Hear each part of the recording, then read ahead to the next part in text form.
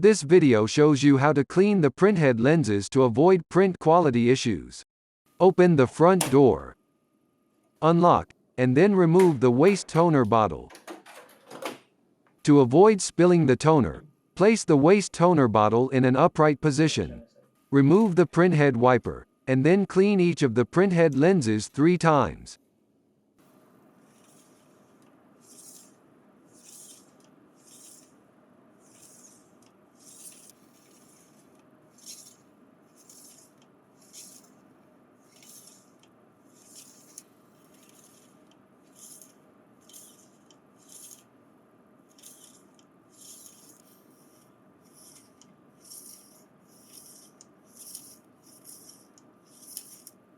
Put the printhead wiper back into place. Insert the waste toner bottle, and then lock it. Close the front door.